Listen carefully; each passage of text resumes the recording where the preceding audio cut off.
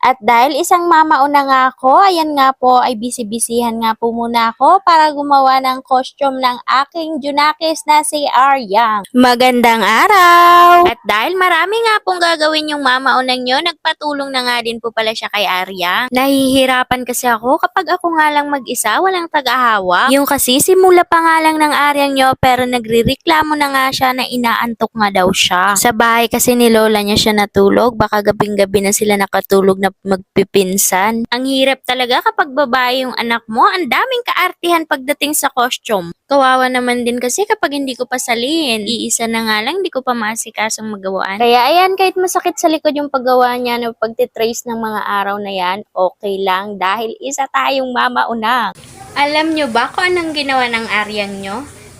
Tinulugan ako. Dapat tutulong siya sa akin. Gumupit-gupit. Tingnan nyo, nakatulog ba naman?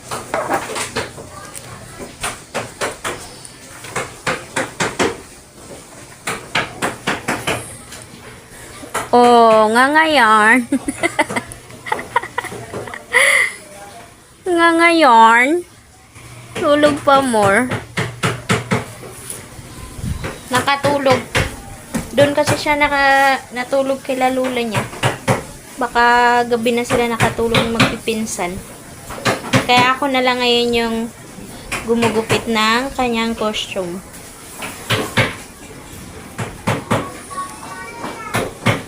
O siya, sige, hanggang dito na lang po muna pala ang video naming mag-ina. Maraming salamat sa inyong panonood. Bye!